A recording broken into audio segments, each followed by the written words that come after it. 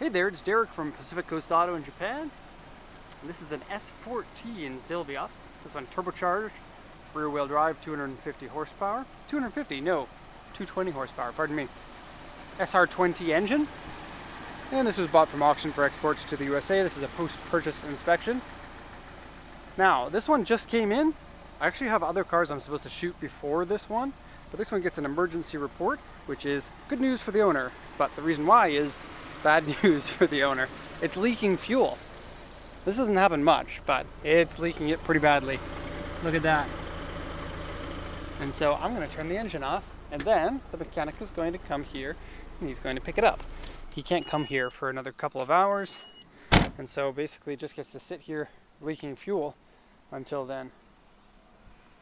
Okay, so that's not very common for that to happen. This is a first for us to have a fuel leak. It actually ran out of fuel on the way here because it was leaking. And then Mike went with the BB to go save it, and he saved it. It came here, it's leaking fuel. There's probably only about a liter left. But yeah, the mechanic's gonna have to go find out where that leak's coming from and then replace it.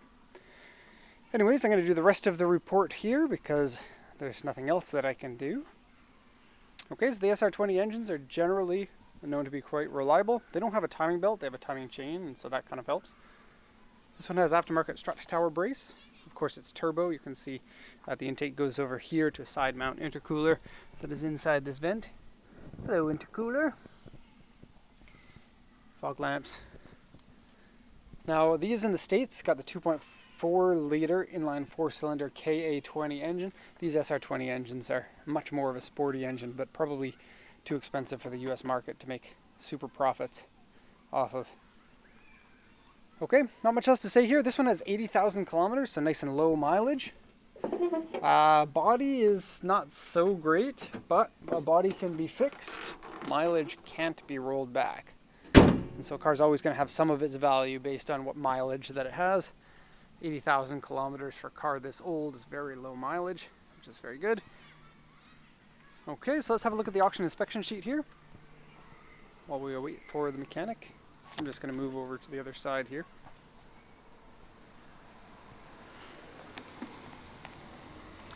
Can we see that? It's a little bit sunny and contrasty. Okay, here we go. So 94 Silvia K's. The K's is for kings, and the king gets the turbo. The queen, I'm sorry, no turbo for you, unless it's an aftermarket turbo. And then there's one called the J's, but it basically doesn't exist. It's the very bottom of the line. 2000 cc, auction rate 3.5, interior C. Got ants climbing on here. So the sales points here are authentic mileage in the 80,000s. Comes with the sunroof. I'm not sure about this car, but a lot of the Nissan coupes, the sunroof is kind of a rare option, like the Skyline, for example, or the S14, at least here in Japan. Purchase from user, which means that this is a dealer trade-in. It's the first time at auction. Comes with keyless entry, Cusco front strut tower brace, aftermarket suspension, and aftermarket wheels. Oh, it says aftermarket wheels. Do these not look like the original wheels? I don't really know. They have the look of an original wheel. They look like they're made out of the same aluminum that the R33 GTRs came with, and they're kind of a similar design. Also, brake calipers have been painted red, even though they are not originally that color. Kind of cool. Okay, so the report here says dashboard cracked largely, very much so. Seat wear and ripped. Steering wheel cracked. Electric folding mirrors don't work. It's actually the left-hand side one, the passenger side. And these are like folding mirrors. They fold in with a motor. It's on basically every car here in Japan. And it's a common thing for many cars to have them break. Underside surface rust. It actually looks really clean and nice. Starter motor makes some weird sounds. I didn't notice it at all, so I really wouldn't worry about that. And then if it is a starter that's acting up, a starter's not that expensive to replace. Various scratches, dents, and shallow scratches. And if you look at the body here, it's not that great. Has a few things here and there. Of course, at auction you get to pick the condition of the car that you buy, but back bumper has paint cracks in it. A big dent over here on the back fender, big dent in the front fender over here, medium dent over there. Front bumper scratched up pretty badly. Okay, and there are a few other things I'll point out when we do the condition check right after I do the walk around here. I will say about the S14, I love the design of these. I think it's subtle, but very, very good. We got a car coming, just let me step out behind it. What is it? Delica. I actually haven't bought a D5 Delica like that. And that van is the same daycare that my son goes to. So you can freeze frame that and you can go dox my son or something. Actually, it is not. And I'm not just saying that. That's the one he used to go to. Okay, so back to what I was saying, the S14. Very timeless design, especially since they didn't know it at the time, but cars of this styling look very much better now than they did back then, I think, because we don't get any of these low hoods anymore. You know, the new Fairlady, the 400Z or whatever they call it, if you take a look at the design of that, it's not like this. This one's low and flat, small distance here, small distance here. All new cars are a lot chunkier here, and then tends to have smaller windows, and it's mostly for a safety thing. This is, I guess, before safety, which has its own demerits, but in terms of styling, this is great. Now these come in Koki or Zenki versions. Some people know what those mean. It means in Japanese late model and early model. This one here is an early model. The late model has more angular headlights and different bumpers and things. I think most people agree that the late model is the better looking one, but nonetheless they're both still very similar in other respects.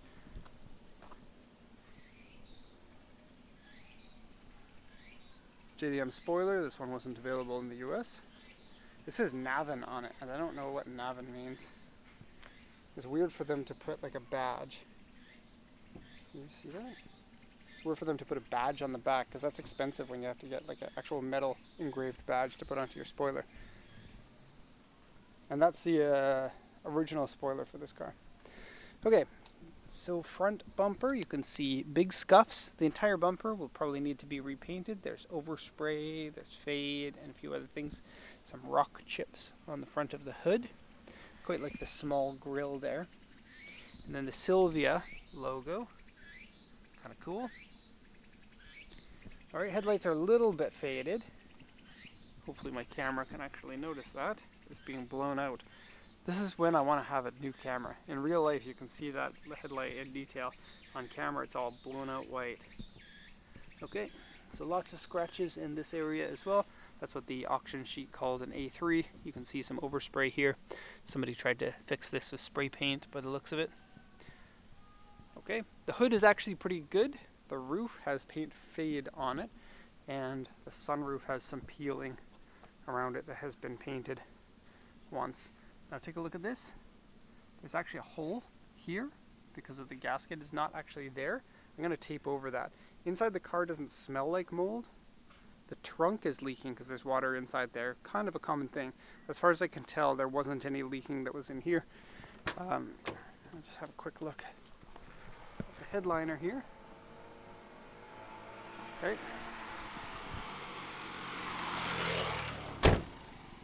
Alright, so they rolled the fenders and they kind of made an oopsie on this one. That's where one of the AU3s are. Okay, now there's a big scuff coming off of the back of that. The door, actually pretty good. And then when we get to the back here, we get the other AU3. Like right here to here and here. All has pretty big damage on it. So have a close look.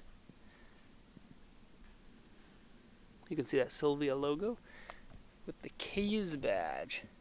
You get to be the king. The king gets a turbo. Sorry, queen, no turbo for you. It'd be kind of cool to have like one of each, the kings and the queens, and then do them up in livery, kind of like their royalty. Fade there, peeling, peeling, peeling. And here's the fade on the roof, you can see right here. So like the king gets like a king's crown and like royal purple or something with gold. The queen gets, I don't know, what does the queen look like? Maybe that's not such a good idea. The back bumper here has like spray paint marks, just like the front bumper, and scratches. Okay, And yeah, its fenders front and rear have been pulled, or rolled, whatever you want to call it. I'm being terrible to the environment today, I'm sorry. This is the U2. I don't have any containers to catch that in either. And did I mention it? The gasket here is coming apart. GTRs do it as well, but the back one's better. Yeah, and the GTR, the back ones pull away from the corners. Okay, to the trunk before I come in here. Okay, so like I said, the trunk got some leakies in it. Well, this is curled up. That kind of is stuck like that. But if you go underneath the board here, there's actually no sitting water in it right now. But that sponge is full of water. So if you push it with your fingers, you'll get wet fingers. Now, it doesn't smell like mold in the trunk either, despite it having sitting water in there. Let's pull this key out. Alright, door card here. Now the inside of the door card, something's broken off in here, leaving this to be hollow. It doesn't actually have the support that it's supposed to have in there. And this is something I haven't seen on these Silvias before, so I wouldn't say that that's a common thing. Okay, the big cracks in the dashboard, you'll be able to see from the top. And they tried to glue it back together, but it's hard to glue there because it's really close to your windshield. Okay, we got windshield crack here, 2 of them right next to each other.